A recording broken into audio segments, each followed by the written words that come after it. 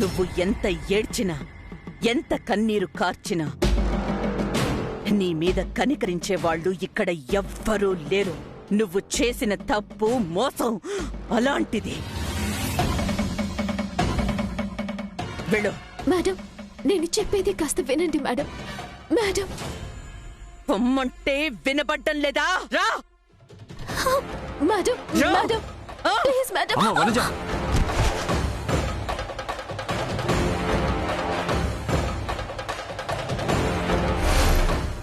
ఆగండి.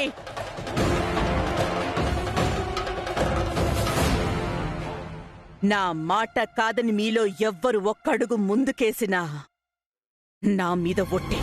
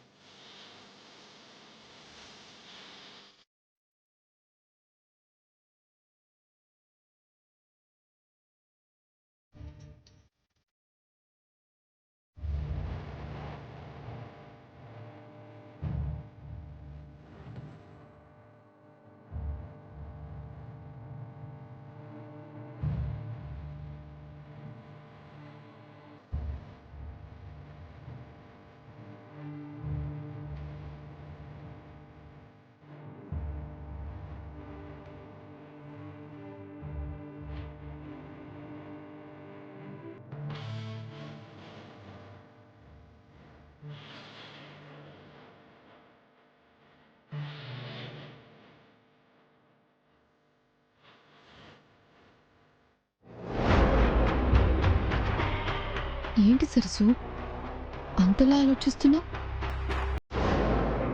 ఓ, నీ భవిష్యత్తు కనిపిస్తుందా, లేక నీలో భయం మొదలైందా?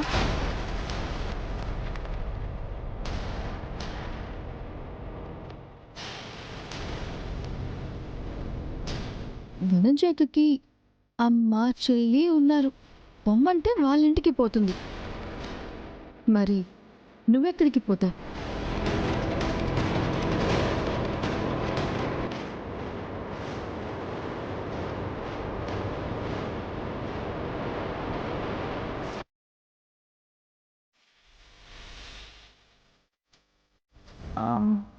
తాతయ్య ఏమో ఇక్కడే ఉన్నారు. అనాథగా ఊరికి పోతావా, లేక అందరికీ దూరం అయిపోతావా? సరసు, నువ్వే ఆలోచించుకో.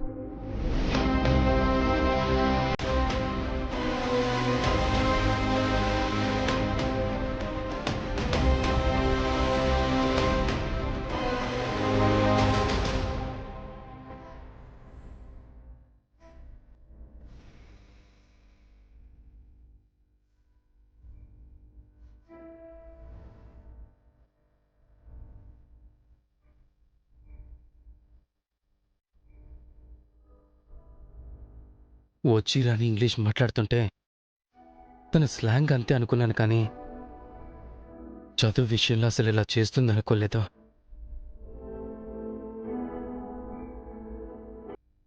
వాగ్దేవి గురించి తెలిసి కూడా ఎలా అబద్ధం చెప్పిందో నాకసలు ఇప్పటికీ అర్థం కావటం లేదు. ఇదంతా కాచాయిని ఆడించిన నాటకం అని వనజ చెప్పింది కదా. మేడం ఫ్రెండ్ అయ్యుండి కూడా కూతురు లైఫ్ని ఎందుకు స్పాయిల్ చేయాలనుకున్నారు?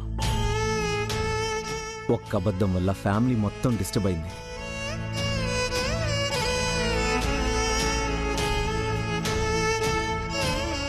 ఏదో విధంగా మేడం గారిని ఒప్పించి వనజ మేడం గారిని ఇంటికి తిరిగి తీసుకొచ్చే ఏర్పాట్లు మనం చేయాలి. కష్టం చక్రి.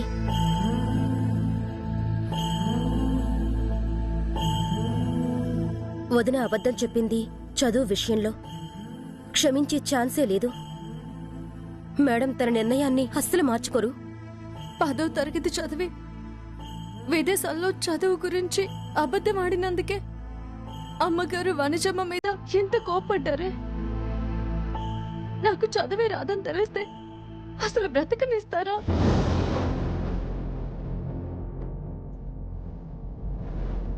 సరసు, ఇప్పుడు ఆ విషయాలు నేను ఎందుకు? నీ గురించి ఎప్పటికీ తెలియకుండా చూసుకోవడానికి మేము ఉన్నాం కదా. వనజమ్మ గారు కూడా ఎన్ని రోజులు ఇదే ధైర్యంతో ఉండుంటారు. కానీ ఇప్పుడేమైంది? వనజ అబద్ధం వేరు, నీ సమస్య వేరమ్మా.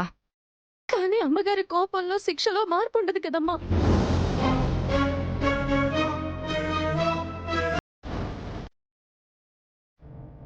తప్పనిసరి పరిస్థితుల్లో నేను మంచిగానే చదువుకున్నానని అమ్మగారికి అబద్ధం చెప్పాల్సి వచ్చింది.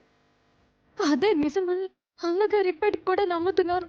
అందుకే అడగకుండానే ఆల్ఫాబెట్ ప్రాజెక్ట్ ని నాకు ఇచ్చారు. చూడమ్మా, వాగ్దేవి నీ ప్రతిభకు పట్టం కట్టిందే గాని చదువుకు కాదు. అది అర్థం చేసుకో. అసలు చదివే లేదని తెలిస్తే ఇంతవరకు వచ్చేదాన్నే కాదు.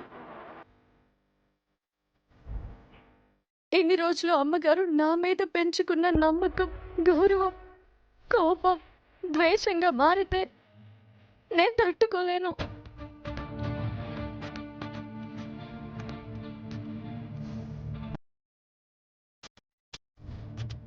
చిన్ని విషయాల్లో క్షణక్షణం భయపడుతూ బ్రతుకుతున్నాను. ఇప్పుడు చదువు గురించి తెలిస్తే ఏమవుతుందో తలుచుకుంటుంటేనే నాకు భయంగా ఉంది. అందుకే అమ్మగారి కాళ్ళ మీద పడైనా సరే నిజం చెప్పి నేను ఇక్కడి నుంచి వెళ్ళిపోతాను. సరసు, ఏం మాట్లాడుతున్నావు? నిజం చెప్పిన తర్వాత ఏం జరుగుతుందో నీకు అర్థం కాకపోయినా మాకు క్లియర్గా తెలుసు. సరసు, తొందరపడద్దు. మేడం నీ మీద పెంచుకున్న నమ్మకాన్ని నీ మాటలతో నువ్వే దూరం చేసుకోవద్దు. కాస్త ఆగు. కాలమే సమాధానం చూపిస్తుంది, సరేనా? లేదు నవ్యమ్మ, ఇలా అబద్ధం చెప్తూ అమ్మగారిని మోసం చేయడం నా వల్ల కాదు. కనీసం ఇప్పటికైనా తప్పైపోయిందని నిజం ఒప్పుకుంటే చేసిన పాపానికి పశ్చాత్తాపమైనా దొరుకుతుంది. శిక్ష పశ్చాత్తాపం ఎలా అవుతుందమ్మా? తప్పనిసరి పరిస్థితుల్లో అబద్ధం చెప్పాం, కానీ మోసం చేయాలని కాదు కదమ్మా.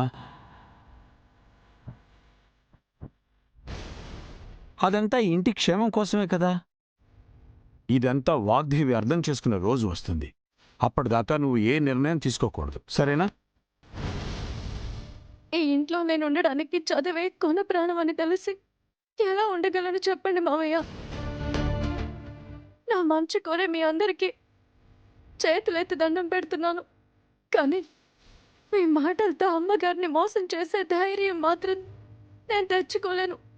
నన్ను క్షమించండి, నన్ను క్షమించండి. అమ్మా సరసు, సరసు, సరసు, ఆగు.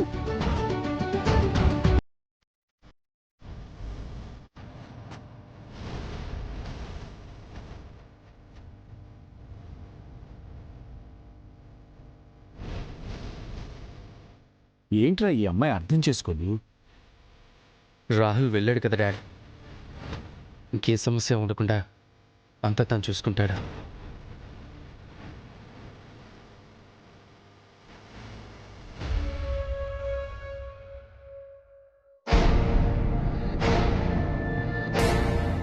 ఊరుకోమ్మా.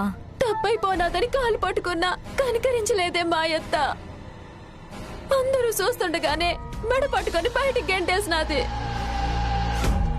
ఇంటికి రాకుండా నుయ్యో గొయ్యో చూసుకుందామంటే ఆ దిక్కుమాల ఊళ్ళో మ్యాన్ హోల్ తప్ప చావడానికి వేరే చోటే లేదు. ఆ కంపు భరించలేక వచ్చాను కానీ లేకపోతే ఇంటికి నా శవం వచ్చేదే. అయ్యో ఏడవకే నా తల్లే, నేనుండగా నీకేటే? ఏడికి ఆకపోవడం ఏంటి? నీ వల్లే కదా ఇదంతాను. ఇలాంటి రోజు వస్తుందని ఆ ఇంటికెళ్ళ రోజు నుంచి భయపడుతూనే ఉన్నాను. నిజం చెప్పి మా అత్త కాళ్ళు పట్టుకుంటానంటే నువ్వు వద్దని చెప్పావు. ఇప్పుడేటన్నదో చూడు. నూరు అబద్ధాలాడి ఒక పెళ్లి చేయమని చెప్పినారు పెద్దలు. నేనదే కదా చేసినాను. ఇందులో నా తప్పేటే? తాళి కట్టిన పెళ్ళాన్ని, ఆ ఇంటికి వారసుడిచ్చిన కోడల్ని ఇలా బయటికి గెంటేస్తుంటే నీ మొగుడు ఏడ్చేస్తున్నాడు. వద్దని ఒక మాట చెప్పలేకపోయాడా? ఏడి చెప్పేది? మా అత్తకి కోపం వస్తే మా మావయ్య మాట ఏందో, ఇంకెవరు మా అత్త ముందు మాట్లాడేది? నీకు చదువు లేదని బయటికి గెంటేసినది, మరి ఆ సరస్సును ఎందుకు ఇంట్లోనే ఉంచుకున్నది? ఎందుకంటే ఇంట్లో అందరికీ తెలిసిన నిజం మా అత్త వరకు వెళ్లకుండా అందరూ అడ్డుకొని కాపాడుతున్నారు కాబట్టి. అదేటో గాని ఆ సరస్సు అంటే అందరూ సాయం చేసేస్తారు, సపోర్టు చేసేస్తారు. నన్ను మాత్రం ఎటకారం చేస్తారు, ఎడ్డి దల్లా చూస్తున్నారే. ఏటే చూసేది? దానికో న్యాయం, నీకో న్యాయమా? ఇన్ని రోజులు సరస్సు గురించి నిజం తెలిసినా గురువింద గింజలా నోరు మూసుకుని ఊరుకున్నాను. ఇప్పుడు గుట్టు బయటపడ్డాక క్షమించేదే లేదు. పొట్ట కోస్తే అక్షరం ముక్క రాని దాన్ని, ఆ ఇంటికి పని మనిషిగా కూడా పనికిరాని దాన్ని కోడలిగా ఒప్పేసుకున్నాక 10 చదివిన నువ్వు ఎందుకు పనికిరావు? ఆ తేడా ఏటో, ఈ అన్యాయం ఏంటో ఇప్పుడే తేల్చేస్తాను. కాదు కూడదు అంటే టీవీ వాళ్ళని, పేపర్ వాళ్ళని పిలిచి రచ్చ రచ్చ చేసి పడేస్తాను. నీ మొగుడితో సహా అందరూ కలిసి మీ అత్త ముందు దాచిన నిజం ఈ రోజే నేను బయట పెడతాను. ఉంటే ఆ ఇంట్లో ఇద్దరు ఉండాలా, లేదంటే ఆ కొంపల కోడళ్లే లేకుండా పోవాలా? ఒలము ఒలము ఒలము, మా అత్త చాలా కోపంగా ఉన్నది. ఇప్పుడు నువ్వు వెళ్ళి గొడవ పెట్టుకుంటే ఇద్దరిని కలిపి భస్మం చేసేత్తది. ఏట భస్మం చేసేది? చిన్న తప్పుకి శిక్ష వేసిన మీ అత్త కోపం కన్నా కూతురు జీవితానికి అన్యాయం జరుగుతున్నందుకు నాకింకెంత కోపం ఉంటది? ఏటైనా సరే, ఎంతవరకైనా సరే ఈ రోజు నిజం బయట పడాల్సిందే. నీకు సమన్యాయం జరగాల్సిందే. రాయ పోదాం. వద్దే రాయే. వద్దే.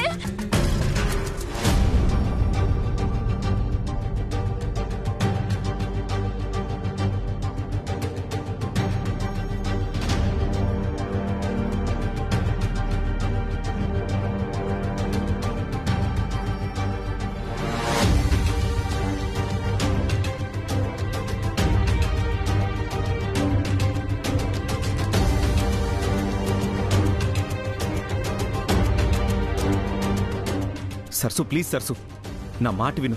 నువ్వు ఎక్కడికి వెళ్ళొద్దు, ఏం కాదు. సరసు నా మాట విను సరసు, ప్లీజ్ నేను చెప్పేది విను.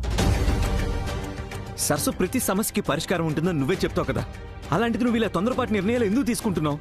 బాబు, తొందరపాటు కాదు, అమ్మగారు పెంచుకున్న నమ్మకానికి నాకు నేనుగా వేసుకుంటున్న శిక్ష. సరసు ఈ శిక్ష నీకు కాదు, నాకు. అవును సరసు, నువ్వు లేకుండా నేను బతకగలను అనుకుంటున్నావా? సరసు, నువ్వు నాకొక్క అవకాశం ఇవ్వు. ఈ సమస్య నుండి నేను ఏదో విధంగా కాపాడతాను. వనజమ్మ విషయంలో కుదరని పని నా విషయంలో మాత్రం ఎలా వీలు పడుతుంది బాబు? సరసు, అది ఎలా అని అడగద్దు. నేను ఏదో చేస్తానని చెప్తున్నాను కదా. సరసు, చేసిన తప్పు చెప్పుకుంటే పోతుంది, కానీ మేడం విషయంలో శిక్ష పెరుగుతుంది. దయచేసి అర్థం చేసుకో, నా మాట అర్థం చేసుకో. లేదు బాబు, మీరెంత చెప్పినా ఈ విషయంలో నేను నా నిర్ణయం మార్చుకోలేను. నన్ను క్షమించండి బాబు. నాది మొండితనం అనుకోండి, పిచ్చితనం అనుకోండి, అమ్మగారికి చేస్తున్న మోసానికి అంతం పలకడానికి ఇంతకు మించి వేరే దారి లేదు బాబు. సరసు ప్లీజ్, సరసు ప్లీజ్, నా మాట విను సరసు. సరసు, సరసు వద్దు సరసు. కనీసం అసలు డిగ్రీ అయినా కంప్లీట్ చేసావా లేదా? చేశాను మేడం. ఎక్కడ? కేంబ్రిడ్జ్ లోనే. ఏ బ్యాచ్? ఏ అకాడమిక్ ఇయర్? చెప్పు. 10th class.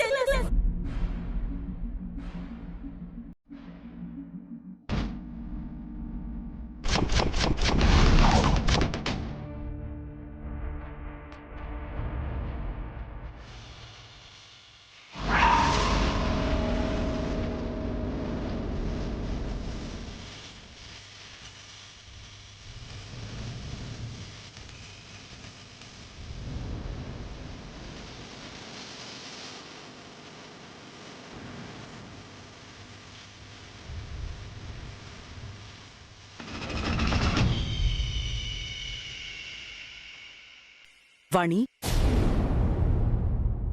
ఎక్కడికి లగేజ్తో బయలుదేరావు?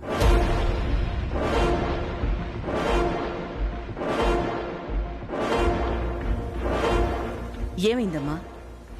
అడుగుతున్నాను కదా, సమాధానం చెప్పు.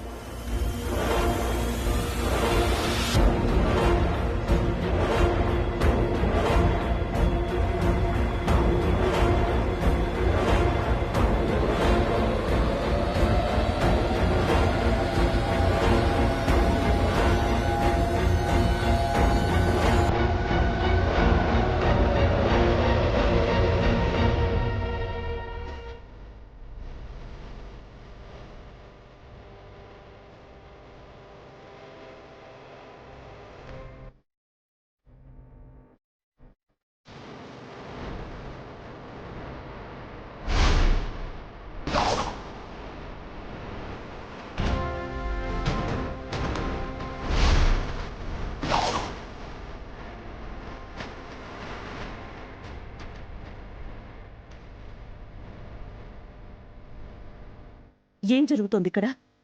ఎక్కడికి అందరూ బ్యాగులతో బయలుదేరారు?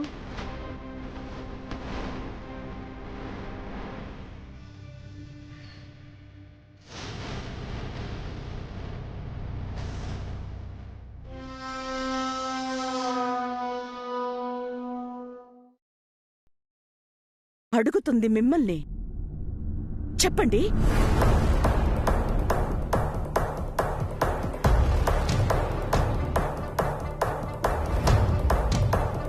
అమ్మా, వనజమ్మకి చదువు విషయంలో అబద్ధం ఆడినందుకు ఈ ఇంట్లో ఉండే అర్హత లేదని బయటికి పంపించారు. మీ మాటకు గౌరవం ఇచ్చి నేను కూడా ఇక్కడి నుంచి వెళ్ళిపోవాలని నిర్ణయించుకున్నాను. దూరం అవ్వాలనుకున్న దరిద్రం మాయమవ్వడం అంటే ఇదే. ఎందుకు వెళ్ళిపోవడం? అంటే నువ్వు కూడా ఏదైనా అబద్ధం చెప్పావా?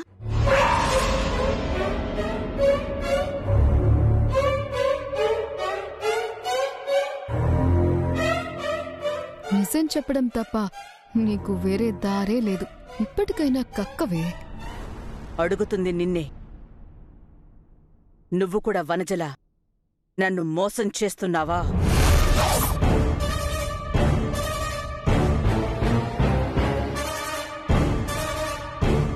మాట్లాడు. అంటే అమ్మగారు, నేను చెప్తానులే వాణి.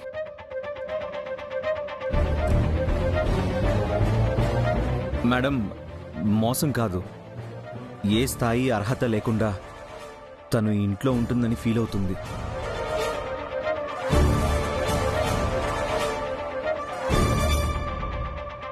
మీరు ఏ ఎక్స్పీరియన్స్ చూడకుండా తనకి ప్రాజెక్ట్ బాధ్యతనిచ్చారు కదా, అది సరిగ్గా చేయలేకపోతే ఏమైపోతుందో అని భయంతో ఇలా మాట్లాడుతుంది మేడం. అంతే మేడం.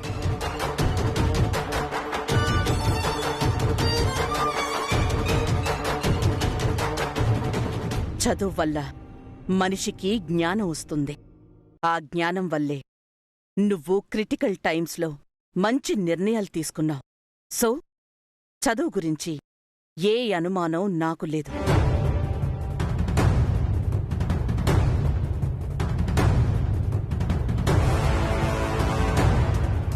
అర్హత స్థాయి కన్నా నీ సమయస్ఫూర్తి, నీ తెలివితేటలు నాకు ముఖ్యం.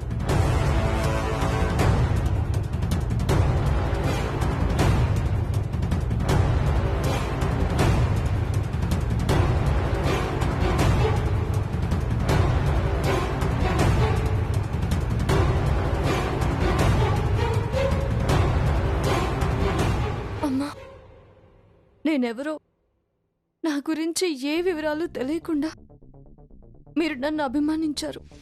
తెలిసి తెలియక ఎన్నో తప్పులు చేసినా క్షమించి ఇంట్లో ఉండే అవకాశం ఇచ్చారు.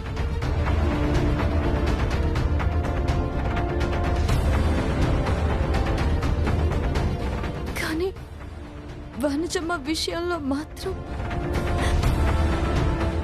ఎందుకమ్మా అలాంటి నిర్ణయం తీసుకున్నారు?